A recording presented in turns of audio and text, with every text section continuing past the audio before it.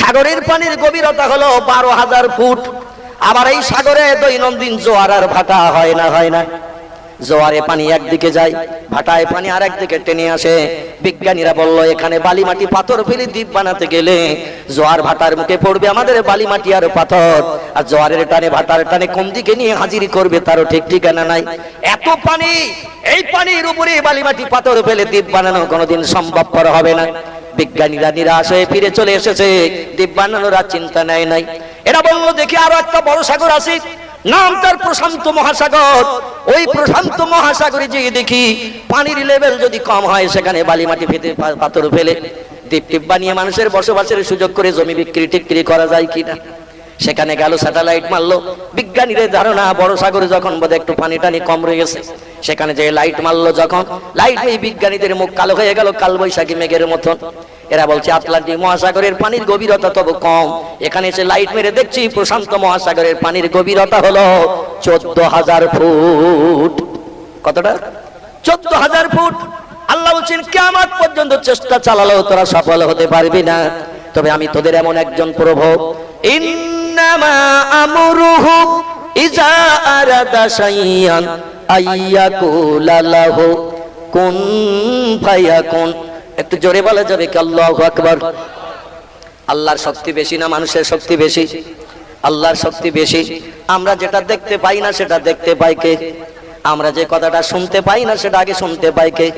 আমরা যে খবরটাকে জানতে পারি না সেটা জানতে পারে কে? আমরা যে কাজটা তাড়াতাড়ি করতে পারি না সেটা তাড়াতাড়ি করতে পারে কে? তিনি বলছেন আমি তোমাদের সেই প্রভু, যখন কোন বিষয়ে কোনো হুকুম করি, এজা আরাদা শাইয়ান, কোনো কিছু তৈরি করার পরিকল্পনা ইচ্ছা প্রকাশ করি, আইয়াকুলা লাহু, আমার জবান দিয়ে শুধু একটু বলি কুন হ ফায়াকুন, সঙ্গে সঙ্গে সেটা হয়ে যায়। আমার কোনো কিছু বানাতে তৈরি করতে 1 সেকেন্ডের জায়গায় 2 সেকেন্ড সময় কোনোদিন লাগেনি এবং ভবিষ্যতেও লাগবে না। তোমরা জানো, ধারণা করিও না সলিমউদ্দিন চাচা, আব্দুল করিম দাদা আর মনোরঞ্জন কাকার মতো আল্লাহ বুড়ো হয়ে গেছে এখন আর পারবে না। এইরকম ধারণা যেন জীবনে কোনোদিন করিও না। আমি অতীতে ছিলাম যেমন, বর্তমানে আছি তেমন, ভবিষ্যতেও থাকবো তেমন, আমার কোনো পরিবর্তন নাই। আমি যখন যেটা ইচ্ছা করি মনে মনে শুধু একটু কোন বলি আর হয়ে যায়। পৃথিবীতে যত দেশ, সব দেশগুলো পানির মাঝখানে, ক্ষুদ্র ঘোলা পানির পলিকণা, ক্ষুদ্র ঘোলা পানির পলিকণা, গুঁড়ো গুঁড়ো বালির দানা আল্লাহ পাক এক জায়গায় করে হাজার হাজার একর বিঘে জমি এই গভীর তলদেশ থেকে আমার আল্লাহ পাক জমিয়ে জমিয়ে প্রতিদিন জোয়ার হয়েছে, ভাটাও হয়েছে। জোয়ারের টানি পানি একদিকে গেছে, ভাটার একদিকে চলে এসেছে। আর খোলা পানির গুঁড়ো গুঁড়ো পলিকণা, ক্ষুদ্র ক্ষুদ্র বালির কণাগুলো আল্লাহ পাক পানির তলায় জোয়ার ভাটার মাঝখানে রেখে রেখে মাথা উঁচু করে পাহাড় মার্কা পৃথিবীর মানুষকে দেখিয়ে দিয়ে দিয়েছে। একটু জোরে বলা যাবে কি সুবহানাল্লাহ?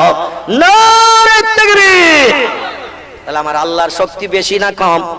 এখনো বিজ্ঞানীরা শক্তিতে আমার আল্লাহর সঙ্গে এখানে এটে উঠতে পারেনি। ওরা এখনো পর্যন্ত কোনো দ্বীপ বানানোর চিন্তা সাগরের মাঝে নেয়নি। বললো আর যা পারি করি, ওখানে যাব না, কারণ ওখানে যে সফল হতে পারবো না। বালি মাটি পাথর ফেলবো সিস্টেমারে জলজাহাজে করে নিয়ে, আর জোয়ার ভাটায় কোথায় টেনে নিয়ে যাবে জীবনে মানুষের কাছে দ্বীপের মুখ দেখাতে পারবো না। জামালার দরকার নাই, ওখানে যাব না। আল্লাহ বলছেন তোরা যেটা পারবি না আমি আল্লাহ সেটা পারি। ঠিক না ভুল? আমার ভাইরা, সে আল্লাহ বলছেন চাঁদ বানিয়েছি আমি, সূর্য বানিয়েছি আমি, আকাশ বানিয়েছি আমি, এই পৃথিবীর জমিনগুলো তোদের বসবাসের জন্য বানিয়েছি আমি। এখন পৃথিবী ঘোরে না, চাঁদ সূর্য ঘোরে, সেটা আমার কোরআনে তত্ত্ব কোট করে দিয়েছি। কোরআনের 27 পারা, সূরাটির নাম হলো সূরাতুর রহমান। আল্লাহ সূরা রহমানে বলছেন ওয়াশ-শামসু ওয়াল কামারু বিহুসবান, চন্দ্র আর সূর্যকে আমি ঘূর্ণায়মান করেছি। পৃথিবীর চতুর্দিকে 24 ঘন্টা একবার করে রাউন্ড দিয়ে ঘুর খায়, তাই দিনের পরে রাত আর রাতের পরে দিন হয়। আর পৃথিবীকে আমি বড় বড় পাহাড় দিয়ে পেরে একসাথে রেখে দিয়েছি, দুনিয়া যাতে নড়াচড়া না করে, ঘোরা তো দূরে থাক। এখন বিজ্ঞানীরা বলছে পৃথিবী লাট্টুর মতো ঘুরছে, চন্দ্র সূর্য স্থির। তাহলে এখন আপনি কোনটা বিশ্বাস করবেন? কোরআনের কথা তো শুনতে এসেছেন, এখন কোনটা বিশ্বাস করে চলছেন বলুন? আমাদের ছেলেমেয়েরা স্কুলে যদি ভূগোল বইয়ের পরীক্ষা দিতে যায়, 3 নম্বর দাগে পরীক্ষায় লেখা হয়েছে পৃথিবী ঘোরে না সূর্য ঘোরে। এখন আমাদের ছেলেমেয়েরা কোনটা লিখবে? ছেলে মেয়ে পরীক্ষা দিয়ে বাড়ি এসেছে, বাপ বলছে কই দেখি প্রশ্ন দেখি। ভূগোল বইয়ের প্রশ্ন বাপের হাতে মেয়েটা ছেলেটা দিয়েছে, ক্লাস 3 তে পড়ে। প্রশ্ন দেওয়ার বাপ বাপ জিজ্ঞাসা করছে 1 নম্বরের উত্তর কি লিখেছে, বলে এইটা লিখেছে। 2 নম্বরে কি লিখেছে, বলে এইটা লিখেছে, বলে ঠিক আছে। 3 নম্বরের উত্তর কি লিখেছে? এখন ছেলেটা বলছে উত্তর লিখেছি পৃথিবী লাট্টুর মতো ঘরে চন্দ্র সূর্য স্থির। বাপ বলছে ঠিক লিখেছি, যে তো 2 নম্বর হবে। কিন্তু আল্লাহ বলছেন চন্দ্র সূর্য ঘূর্ণায়মান পৃথিবী স্থির। তাহলে বাপ মানলো, বাপ মেনেছে, মেয়েরও মানতে দেশে নাকি? ওই মেয়েটা ছেলেটা যদি উত্তরে লিখতো চন্দ্র সূর্য ঘূর্ণায়মান পৃথিবী স্থির, রেজাল্ট আউটের দিন মাস্টার ওই দাগে ওর কোনো নাম্বার দিত নাকি? মাস্টার বলতো সারা বছর ভূগোল বই পড়িসনি আর উল্টো পাল্টা উত্তর লিখেছিস, 1 নম্বর তোর হবে না। কারণ ভূগোল বইতে লেখা আছে পৃথিবী লাট্টুর মতো করে, আর তুই লিখেছিস চন্দ্র সূর্য ঘূর্ণায়মান পৃথিবী স্থির। এজন্য 2 নম্বরের জায়গায় তোর নাম্বার হবে 0। ঠিক না ভুল? কিন্তু আসলে লিখেছে সত্য উত্তর। কিন্তু মাস্টারের মগজ খেয়েছে বিজ্ঞানীরা, বিজ্ঞানীরা মাস্টারদের মগজ ঘুলিয়ে খেয়েছে, মাস্টারেরা আমাদের ছেলে মেয়েদের বাপের মগজ ঘুলিয়ে খেয়েছে। এজন্য আমরা কোরআন পড়ি না, কোরআনের মানে মতলব জানি না, তাই কোরআন বিশ্বাস করি না। অধিকাংশ ক্ষেত্রে আমরা সব কোরআন অবিশ্বাস করার কারণে বেঈমান হয়ে রয়েছি।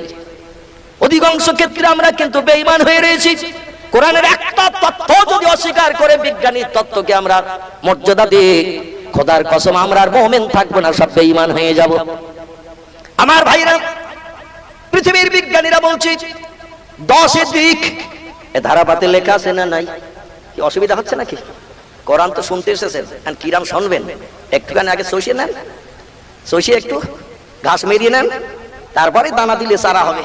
ঘাস বাগানে দানা দিলে তো সারা হবে না, দানা সব বেকার হয়ে যাবে। পৃথিবীর বিজ্ঞানীরা ধারাপাতে লিখে দিয়েছে 10 দিক। লিখেছে না লিখিনি? ধারাপাতে বিজ্ঞানীরা লিখেছে 1 চন্দ্র। আছে না নেই? 1 চন্দ্র। আল্লাহ বলছেন ওরে দুনিয়ায় দাঁড়িয়ে 2,32,000 মাইল দূরে চাঁদ থেকে তোরা ধারাপাতে লিখিস না। একটা তাল গাছের মাথায় উঠেছেন, ইউক্যালিপ্টাস গাছ একটু লম্বা হয় কিনা? ইউক্যালিপ্টাস গাছ তেলা মতো সরসরি, এই গাছ একটু লম্বা মতো হয়। ইউক্যালিপ্টাস গাছের মাথার শিকড়ে চূড়ায় উঠেছেন, দূরে মাঠের দিকে তাকিয়ে দেখছেন একটা ছাগল বেড়াচ্ছে। আসলে ইউক্যালিপ্টাস গাছের মাথায় উঠে দূরের মাঠে দেখছেন একটা ছাগল বেড়াচ্ছে, পাশে একটা বিড়াল বেড়াচ্ছে। আসলে গাছের মাথায় উঠে দেখছেন যেটা ছাগল, ওটা ছাগল না, ওটা গরু। অনেক দূরে আছে তাই গরুটা ছাগল মতন দেখাচ্ছে। দেখছেন ছাগলের পাশে একটা বিড়াল ঘুরে বেড়াচ্ছে, আসলে ওটা বিড়াল নয়, ওটা হলো ছাগল। বাড়িওয়ালা গরু আর ছাগল দুটো বেঁধে রেখে এসেছে মাঠে। অনেক দূর থেকে নজর করে দেখছেন তাই গরু ছাগল মার্কা হয়েছে, ছাগল এখন বিড়াল মার্কা হয়েছে। এই দূর থেকে দূরের জিনিস দেখলে ছোট দেখায় না বড় দেখায়? ছোট দেখায়। কলকাতা ধর্মতলা একটা মিনার আছে, মিনার। আমি অদম 10 দিন ওই মিনারে উঠেছি। কলকাতা আলিয়াতে যখন পড়াশোনা করতাম 10 দিন 10 টাকা করে দিতে হতো তখন। মাঝে মাঝে ওই মনুমেন্টের দরজা খুলতো, আর যেটি খুলে বসে থাকতো একটা বুড়ো মার্কা লোক, 10 টাকা দিলে ভিতরে উঠতে দিত। এখন দেয় কিনা জানি না। 1984-85 সালের কথা বলছি, এখান থেকে 30-32 বছর আগের কথা। আলিয়া মাদ্রাসায় তখন পড়তাম, মাঝে মাঝে বেড়াতে যেতাম ধর্মতলায়, যে দেখি দরজা খুলে বুড়ো বসে রয়েছে। 10 টাকা দিলে উপরে উঠতে দিত ওই ধর্মতলার এসপ্লানেড, যেখানে বাসগুলো ছাড়ে। ওখানে একটা মনুমেন্ট রয়েছে, মিনার। এর ভিতরে ধাপ রয়েছে 214টা, আমি গুনেছি। একেবারে তলা থেকে মাথা পর্যন্ত ধাপ রয়েছে 214টা। তবে আমাদের ঘরে উঠতে গেলে এইভাবে কাতান করে সিঁড়ি, আবার এইভাবে এসে 2তলা ছাদে ওঠে। কিন্তু ওর ভিতরে ধাপগুলো এইরকম কেটেন করা নয়, মাঝখানে আছে মোটা পিলিয়ার, আর পিলিয়ারের গা দিয়ে ঘুরিয়ে ঘুরিয়ে তুলেছে 214টা ধাপ। এই মিনারের মাথায় ঠেলে উঠলে তলার দিকে তাকালে বাসগুলো সব খেলনা বাসের মতন দেখায়। ছেলেরা দড়ি বেঁধে যে বাস টেনে টেনে বাড়ি ঘুরোয়, দড়ি বেঁধে ওই বাসের মতন দেখায়। ওই মিনারের মাথা থেকে নিচের দিকে তাকালে 214টা ধাপ আছে, একেবারে শেষ মাথা পর্যন্ত। আমি কয়েকবার গুনেছি, যদি আপনাদের নসিবে জোট একদিন উঠবেন গুনবেন, দেখবেন আমারই কথায় একমত হতে পারবেন। আর ওই খেলনা বাসের পাশে লোকগুলো সব ঘুরে বেড়াচ্ছে পুতুলের মতন। তাহলে সব পুতুল ঘুরে বেড়াচ্ছে নাকি? উপরের থেকে তাকিয়ে দেখছি সব পুতুল মার্কার লোকগুলো বেড়াচ্ছে।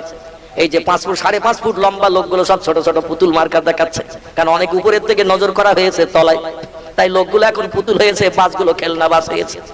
দূর থেকে দেখলে বড় জিনিস ছোট দেখায়। এখন এই পৃথিবী জমিন থেকে যে চাঁদ আমরা দেখছি, চাঁদের দূরত্ব হলো 2,32,000 মাইল দূর। তাহলে এই চোখে কি চাঁদ কেমন দেখা সম্ভব? এই কথা বলেন। সামান্য মনুমেন্টের মাথায় উঠলে তাই বাসগুলো খেলনা বাস, মানুষগুলো পুতুল হচ্ছে। দূরের মাঠে তাকালে গরু ছাগল মার্কা, ছাগল বিড়াল মার্কা দেখাচ্ছে। আর এই জমিনে দাঁড়িয়ে 2,32,000 মাইল দূরে চাঁদ যদি আপনি দেখেন, তো চাঁদটা একটা কি দুটো কি অনুভব করা যাবে নাকি? এই চোখে যাবে নাকি? এই চোখে অনুভব করা যাবে না। আল্লাহ বলেন দুনিয়ার জমিনে দেখে চাঁদ দেখে ধারাপাতে লিখিস না কে চন্দ্র, একটু চাঁদে আয়, ভালো করে দেখে যা, যেয়ে লেখ। আমার কোরআনের কথা কিয়ামত পর্যন্ত যেমন কেউ মিথ্যা প্রমাণ করতে পারবে না। একবার চাঁদের দেশ ঘুরে গিয়ে লে কিয়ামত পর্যন্ত তোদের কথাও কেউ মিথ্যা প্রমাণ করতে পারবে না। তবে আন্দাজে তত্ত্ব লিখিস না, লিখলে শুধু কাটাকুটি চলবে কিয়ামত পর্যন্ত। জোরে বলুন একটু আমিন। 1969 সাল আমেরিকার দেশ থেকে প্রথম 3 জন বিজ্ঞান চাঁদের দেশে গেল। রকেট থেকে চাঁদের দেশে নেমে হাঁটতে হাঁটতে চাঁদের দেশের মাঝখানে গেল, যে দেখে দুটো চাঁদ জোড়া দেওয়া রয়েছে। জোরে বলুন একটু সুবহানাল্লাহ। ওরা ফটোগ্রাফ করে নিয়ে পৃথিবীতে নেমে আসলো চাঁদের দেশের মাটি নিয়ে। লম্বা ঘটনা, আপনারা কম বেশি জানেন, আমি শুধু ছোট্ট তত্ত্বটা দিতে চাইছি। ওরা চাঁদের দেশ ঘুরে এসে ফটো করে নিয়ে পৃথিবীতে নামলো আমেরিকায়, যুক্তরাষ্ট্রে। নেমে আমেরিকার উচ্চ শিক্ষিতদের বললো চাঁদ কটা? বলে প্রতিদিন যা দেখি তাই বলবো একটা। খ্রিস্টানীদের মামাতো ভাই খালাতো ভাই যারা, এরা হলো ইহুদি, ওদের জিজ্ঞাসাবাদ করা হলো তোমরা পৃথিবীতে উচ্চ শিক্ষিতা, তোমরা বলো চাঁদ কটা? ওরা বলছে প্রতিদিন যা দেখি তাই বলবো একটা। এবার পৃথিবীতে নকলে ফাঁস যারা, কোন দেশ কিছু বানালেই 2-5 মাসের ভিতরে নকল বানায় যারা, এরা হলো চাইনিজ, চীন বৌদ্ধ ধর্মাবলম্বী। চীন হলো নকলে ফাঁস। আমাদের ভারতও কম না, এরাও নকলে 2 নম্বর। যদি কোনো দেশ কোনো কিছু বানায়, ভারত 2-1 বছরের ভিতরে তার নকল বার করে দেয়। এজন্য ভারতের নকলে 2 নম্বর, চীন হলো 1 নম্বর। এরা হলো বৌদ্ধ ধর্মাবলম্বী। ওদের জিজ্ঞাসাবাদ করা হলো অগ্নি অস্ত্রে তোমরা এখন পৃথিবীতে 2 নম্বর, তোমাদের অগ্নি অস্ত্র পৃথিবীতে মর্যাদায় 2 নম্বর হিসাবে বিবেচিত হয়েছে, বলো তোমরা আকাশে চাঁদ কটা? উচ্চ শিক্ষিতরা ওরা বললো প্রতিদিন যা দেখি তাই বলবো একটা। এবার ভারতের উচ্চ শিক্ষিত হিন্দুদের জিজ্ঞাসা করা হলো, জনসংখ্যায় যারা বেশি, এদের জিজ্ঞাসা করা হলো এই উচ্চ শিক্ষিত হিন্দুরা তোমরা বলো চাঁদ কটা? এরা বললো প্রতিদিন যা দেখি, ওরা যা বলেছে আমাদের একমত একটা। কারণ আমরা কি আবার 2 মত পোষণ করবো নাকি? আমরাও যা দেখি তাই বলবো একটা। শিক্ষায় যারা সব থেকে পিছিয়ে আছে, এরা হলো আমার জাত কম মুসলমান। পৃথিবীতে সব ধর্মাবলম্বীদের কাছে শিক্ষায় পিছিয়ে রয়েছে মুসলমান। এরা শিক্ষায় অগ্রগণ্য ভূমিকা নিতে পারেনি। আর আমরা যে শিক্ষায় পিছিয়ে আছি, আমাদের ঘরের ছেলেই সেই তথ্য দিয়েছে, এজন্য আমরা তার তথ্য অ্যাভয়েড করতে পারি না। বাড়ি তার এই পশ্চিমবাংলার বর্ধমান জেলা, গ্রামটির নাম হলো চুরুলিয়া। বর্তমানে তিনি কবরস্থে আছেন বাংলাদেশের রাজধানী ঢাকা মহানগরীতে। আমি এবছর তার 2বার কবর জিয়ারতের সুযোগ পেয়েছিলাম। ঢাকা হয়ে যখন সিলেটে গেলাম নয়নপুরে জলসা করতে, আমার ভাইরা আবার চট্টগ্রামে গেলাম হাটহাজারীতে। ঢাকা হয়ে যাওয়ার পথে তার কবর জিয়ারত করলাম। গত বছর 3বার তার কবর জিয়ারতের সুযোগ পেলাম। লোকটির নাম হলো কবি কাজী নজরুল ইসলাম।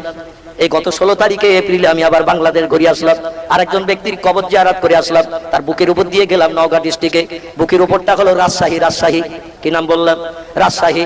আমাদের মুসলমানের একটি ছেলে সেখানে কবরস্থ হয়ে রয়েছে, বাড়ি আমাদের ঘরের পাশে। আমরা অনেকে তারই চিনি, অনেকে চিনি না।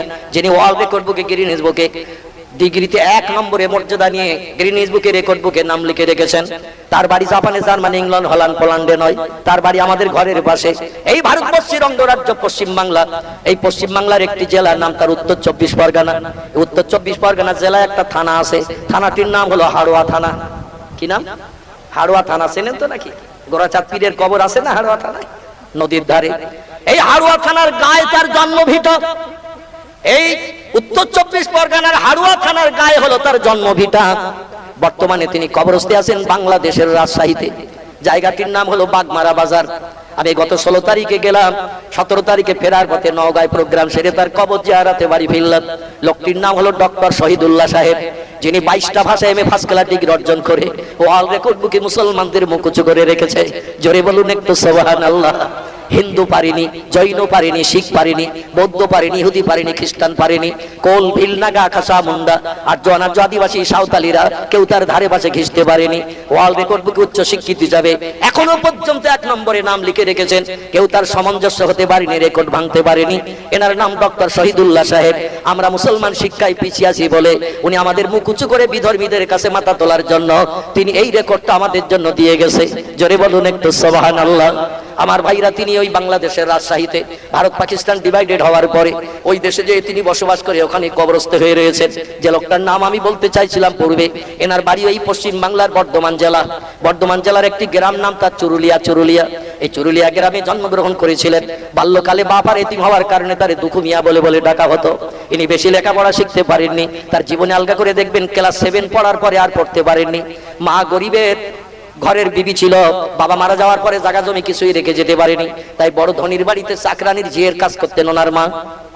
ঝিয়ের কাজ করে রান্নার কাজ, পানি আনা, ঝাড়ঝুট দেওয়া, জামা কাপড় পরিষ্কার করা, ধনীদের বাড়িতে করে না অনেকে মেয়েরা, এই কাজ করে যা খাবার পেত তাই নিয়ে বাড়ি এসে নিজে খেতে না, ছেলেটারে দিতে। সে যুগে স্কুলে বই কিনতে হতো, মাইনে দিতে হতো। এখন সরকার অনেক সুবিধা করে দিয়েছে, সাইকেলও দিচ্ছে, আবার জামা কাপড়ও দিচ্ছে, আবার দুপুরবেলা বাড়িওয়ালার মগজের চিন্তা দূর করে দিয়েছে, স্কুলে গেলেই টিফিন পাবি। ঠিক কি না? মা ডেকে বলছে এই স্কুলে যা, ছেলে কোন কোন করছে, মা বলছে যাবি না, বলে আজকে রাত যাবো না, বলে আজকের কি বার রে হারা, বলে আজকের বৃহস্পতিবার, বলে বই নিয়ে যাস না যাস অন্তত কেটলিটা নিয়ে যা, আজকে ডিম আর সয়াবিন দেবে।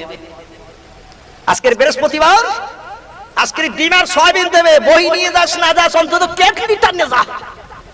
একটা ডিমের দাম 7 টাকা, সিদ্ধ করা ডিম দেবে, সয়াবিন আলু দেবে, বাড়ি নিয়ে আয়। তুই না খাস অন্তত গরু ছাগলের তো দেওয়া যাবে, হাঁস মুরগি দেওয়া যাবে। এখন দুপুরের চিন্তা স্কুলে ছেলে মেয়েদের সব সরকার নেছে কিনা, কত সুবিধা করে দিয়ে দিয়েছে। তখন মাইনে দিতে হতো, খেতে দিতে হতো, জামা কাপড় কিনতে হতো। এই জন্য কষ্ট করে দুঃখ মিয়ার পড়াশোনা হয়নি, ক্লাস 7 পাস করে ক্লাস 8-এ উঠে আর বইপত্র মা জোগাড় করতে পারেনি, তার লেখাপড়া নসিবে জোটেনি। কিন্তু এই ছেলেটির জ্ঞানের কথা মাধ্যমিকের ছেলে মেয়েদের লাগে না, লাগে না? উচ্চ মাধ্যমিকের ছেলে মেয়েদের পড়তে হয় কিনা? বিএ ডিগ্রি কোর্সের ছেলে মেয়েদের তার জ্ঞানের কথা নিতে হয়। আসলে তার জ্ঞান ছিল ক্লাস 7, কিন্তু তার জ্ঞানের বহর ছিল অনেক, যাতে বিএম এর ছেলে মেয়েদেরও তার জ্ঞান নিয়ে পড়ে ডিগ্রি অর্জন করতে হয়। আমার ভাইরা, আমি যেটা বলতে চাইছিলাম সেটি হলো এই কবি কাজী নজরুল ইসলাম, আমরা যে পৃথিবীতে শিক্ষায় পিছিয়ে আছি এটা তিনি কবিতার মাধ্যম দিয়ে তথ্য দিয়ে দিয়েছেন। মানি না মোরা কোরআন হাদিস, চলি না শরীয়ত মতো, সংখ্যায় মোরা বেড়ে চলেছি গরু ছাগলের মতো। বিশ্ব যখন এগিয়ে চলেছে আমরা তখন পিছে, বিবি তালাকের ফতোয়া খুঁজি হাদিস কোরআন চষে। অধিকাংশ মুসলমান এরা চাষবাসটা পছন্দ করে বেশি, কাদামাকা কাজটা এরা পছন্দ করে বেশি। আর মাঠ ঘাটে সূর্যে রৌদ্রে পড়ে বর্ষার পানিতে ভেজে বাড়ি এসে মাঝে মধ্যে মেয়েদের কাছে 12:30 একটাই এসে বলে 1 গ্লাস পানি দে, কলিজা শুকিয়ে গেছে রোদে। মেয়েরা যদি বলে রান্নার কাজে আছে একটু ঢেলে খাও, ওর বিষ তখন মাথায় উঠে যায়। এত কষ্ট করে বাড়ি আসলাম মাঠ থেকে কাজকর্ম সেরে, আর ওরে বললাম 1 গ্লাস পানি দেওয়ার, বলছে একটু ঢেলে নাও। এর সঙ্গে সঙ্গে আর স্ত্রী থাকে না, একেবারে 36,000 ভোল্টে ছেড়ে দিয়ে বলে 1 2 3। পানি যখন আমার ঢেলেই খেতে হবে তো তোর আর থেকে কি দরকার? গোটো বাপের বাড়ি যা, তোর বাপের বাড়ি চলে যা। মুসলমান সমাজে তালাকের বহরটা রয়েছে, এরা ধৈর্য ধরে না, সহ্য করে না, এরা কষ্টের কাজ করে বেশি। অন্য ধর্মাবলম্বীরা এত কষ্টের কাজ করে না, ওরা ছায়ায় ফানের তলায় থাকে, বর্ষার পানিতে ভেজে না, সূর্যের রোদ্রে পড়ে না, ব্যবসা করুক আর চাকরি বাকরি করুক, যাই করুক, ওরা ছায়ায় থাকে, কষ্ট পায় না। এই জন্য বাড়ি এসে স্বামী স্ত্রীতে মতদ্বন্দ্ব হয় না। আর আমাদের তো পশুর মতন খেটে বাড়ি আসতে হয়, কাদামাকা কাজটা পছন্দ করেছি। আর বাড়ি এসে যদি একটু কথা কাটাকাটি হয়, বিষ তো মাথায় উঠে রয়েছে মাঠে থাকতে, আর বাড়ি এসে সঙ্গে সঙ্গে বীজ ছেড়ে দেয়। এই জন্য আমাদের সরকারি তরফ থেকে এখন তালাকের উপরে বড় বিভেদ চলছে।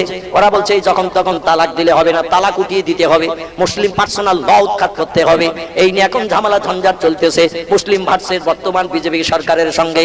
আল্লাহ পাক মুসলমানদের ধর্মীয় বিধানকে কিয়ামত পর্যন্ত হিন্দুস্তানে বাস্তব জীবনে রূপদান করে রাখার যেন তৌফিক দান করেন। জোরে বলুন একটু আমিন। আল্লাহর কোরআনের বিধান এটা ভালো না খারাপ? তোমার মগজের জ্ঞান তো সীমিত জ্ঞান। আল্লাহ বলছেন ওমা উতিতুম মিনাল ইলমি ইল্লা কালিলা। মানুষ তোমাদের মগজের জ্ঞান হলো সীমিত জ্ঞান। সীমিত জ্ঞান নিয়ে আমি অসীম জ্ঞান রাশির মালিক, আমি আল্লাহ আমার জ্ঞানের সঙ্গে পাল্লা দিতে যেও না। আমার যে আইনকে যেন উৎখাত করতে চেয়েও না, নস্যাৎ করতে চেয়েও না।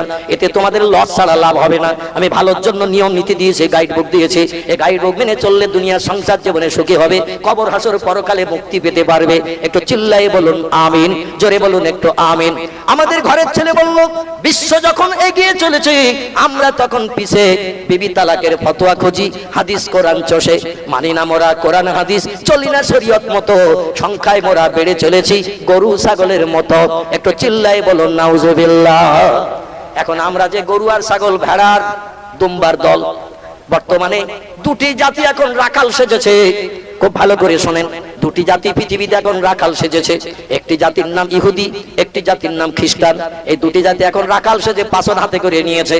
আর আমরা ভেড়া ছাগল আর দুম্বার দল এখন ওই রাখালদের পাছনের বাড়ি খেয়ে খেয়ে শুধু ছুটতেছি। ঠিক বললাম না ভুল বললাম? ওরা এখন রাখাল সেজে শুধু পাছন দিয়ে বেরোচ্ছে।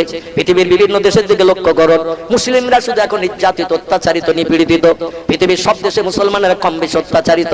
ভারত এখন আর রেহাই নাই, আছে নাকি? আজকেরও কাগজে দেখলাম 3 জন দিল্লিতে গরু নিয়ে আসছে, মহিষ নিয়ে আসছিল গাড়িতে করে। গরু জবাই করা বন্ধ ঠিকই আছে, কিন্তু মহিষ জবাই করা বন্ধ নেই। মহিষ কিনে নিয়ে আসছিল 3 জন যুবক, গাড়ি থেকে নামিয়ে পিটিয়ে তাদের জনম জনম হসপিটাল সই করেছে। বাঁচবে কিনা এখন আল্লাহ বেশি জানে।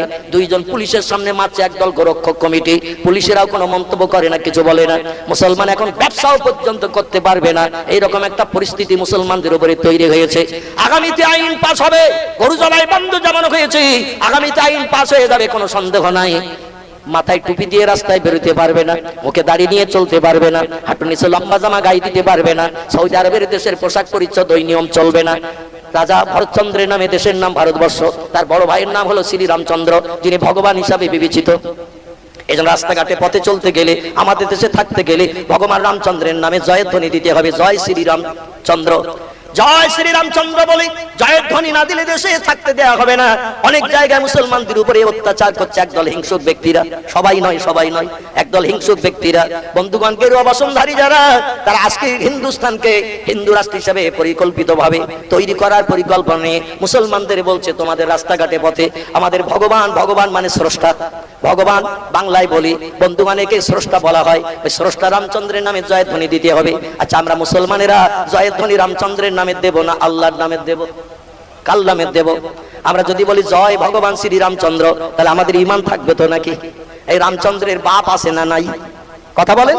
রামচন্দ্রের বাপ আছে, নাম তার দশরথ, আছে কিনা? আচ্ছা, আমাদের আল্লাহর কোনো বাপ আছে তো? আছে নাকি? রামচন্দ্রের মা আছে না নাই? মায়ের নাম হলো কৌশল্যা দেবী। আমাদের আল্লাহর কোনো মা আছে তো? আচ্ছা, রামচন্দ্রের বিবি আছে না নাই? নাম তার সীতা দেবী। কি কথা বলেন না? সীতা দেবী। আমাদের আল্লাহর কোনো বউটও আছে তো? রামচন্দ্রের ছেলে আছে না নাই? লব আর কুশ, আছে কিনা? ছেলে রয়েছে। আমার আল্লাহর কোনো ছেলে টেলে আছে তো? তাহলে রামচন্দ্রের বাপ আছে, মা আছে, বউ আছে, বাচ্চা আছে, আমাদের আল্লাহর কি সব কিছু আছে? তাহলে রামচন্দ্রকে যদি স্রষ্টা বলে মান্য করে জয় ভগবান শ্রী রামচন্দ্র আমরা বলি, আমাদের ঈমান থাকবে তো? জোরে বলুন, থাকবে? আমরা বেঈমান হয়ে যাব। এজন্য আমরা জীবন দিতে রাজি না, আমরা ওই সমস্ত কথা বলে দুনিয়ায় বেঁচে থাকতে রাজি? আমার ভাইরা, আমরা ওই সব কথা বলে কি বেঁচে থাকতে রাজি নাকি? মুসলমানদের ঈমান যদি না থাকে আর কিছু থাকবে নাকি? কিছুই থাকবে না। আমার ভাইরা, আগামী তেমন একটা আইন হবে, মুসলমানদের ধর্মের বিধান খাতনা দিতে হয় কিনা? খাতনা 5-7 বছর বয়সে লিঙ্গের মাথার চামড়া কাটতে হয়, একে বলা হয় খাতনা। এই খাতনার আইনও বন্ধ হয়ে যাবে 2-4 বছরের ভিতরে। আমাদের লিঙ্গের মাথায় চামড়া থাকবে, তোমরা কেটে আলাদা হবা। এক দেশে বাস করি, এক বাজারে বাজার করি, এক বাংলা সুরে হিন্দি, এমন করে উর্দু ভাষায় কথা বলি, আর তোমরা আলাদা থাকবে আর আমরা আলাদা, তা হবে না। আমাদের দেশে বাস করতে গেলে আমাদের মতো লিঙ্গের মাথায় চামড়া রাখতে হবে। আমরা মরে গেলে শ্মশানে চিতায় পুড়ে ছাই হই, আর তোমরা আলাদা আলাদা কবর দিয়ে দিয়ে সব জমি নষ্ট করছো। কবরে তো চাষবাস হয় না, বাড়ি বাঁধা যায় না, পুকুর কাটা যায় না, এইভাবে কবর দিয়ে দিয়ে ভারতের জমি সব নষ্ট করবে। ওটা হবে না, হবে না, হবে না। আমরা এক শ্মশানে সবাই পুড়ি, পুড়ে গেলে ছাই হয়ে যায়, ছাই হলে কালবৈশাখী ঝড়ে উড়ে জায়গা খালি হয়ে যায়। আর তোমরা কবর দিলে কবরের জায়গা, সেখানে আর কোনো কিছু করা যায় না। এই জন্য কবর দেওয়াও বন্ধ হবে আগামীতে। মুসলমানদের এখন কোণঠাসা করা হচ্ছে চতুর্দিক থেকে। আমার ভাইরা, আগামীতে আমাদের আর উপায় থাকবে না পাশ ফেরার। এখনই আমাদের পাক্কা মুমিন হওয়ার দরকার আছে কিনা? জোরে বলুন, পাক্কা মুমিন হতে হবে। আল্লাহ বলছেন নাসরুম মিনাল্লাহি ওয়া ফাতহুন করিব ওয়াবাশশিরিল মুমিনিন। জোরে বলুন একটু আল্লাহু আকবার, একটু জোরে বলুন আল্লাহু আকবার। আবার আল্লাহ উম্মতি মুহাম্মাদীদের জন্য গাইড বুক, জীবন বিধান কোরআন পাঠিয়েছে। কোরআনে আল্লাহ বলছেন নাসরুম মিনাল্লাহ, আমি আল্লাহ আমার সাহায্য, আমার মদদ, আমার উপকার, ওয়া ফাতহুন করিব, তোমাদের জন্য অত্যন্ত নিকটবর্তী, কাছাকাছি করে রেখেছি, তোমরা চাইলেই পাবে। এখন ভারতের মুসলমানের আল্লাহর কাছে কত কিছু চাচ্ছে, কিন্তু আল্লাহ দিচ্ছে? এই জোরে বলুন, দিচ্ছে? আসলে আল্লাহর সঙ্গে আমাদের তো ঈমানের সম্পর্ক নাই। আমরা আল্লাহর কাছে বেঈমান হিসাবে বিবেচিত হয়ে আছি। আর বেঈমানদের জন্য আল্লাহর কোনো সাহায্য জীবনে কোনোদিন আসবে? জোরে বলুন, আসবে? জীবনে কোনোদিন আসবে না। আমার ভাইয়ের আগে পাক্কা মুমিন হতে হবে। আল্লাহ বলছেন ওয়াবাশশিরিল মুমিনিন, শুভ সংবাদ তাদের জন্য, খুশখবরি তাদের জন্য যারা পৃথিবীতে পাক্কা মুমিন হবে। আমার কোরআন নবীজির বাণী বাস্তব জীবনে রূপদান করে পৃথিবীতে পাক্কা মুমিন হয়ে যারা চলবে, আমার কাছে হাত পাতলেই তারা সাহায্য পাবে। আমাদের নবীজি পাক্কা মুমিন ছিলেন না কম দরজার মুমিন ছিলেন? জোরে বলুন। আমাদের নবী ছিলেন মুমিনদের ভিতরে 1 নম্বরের পাক্কা মুমিন, ঠিক কিনা? নবীজি বদরের যুদ্ধে গেছেন 304 জন সাহাবীদের নিয়ে, 304 জন সাহাবী নিয়ে গেছেন বদরের যুদ্ধ করতে।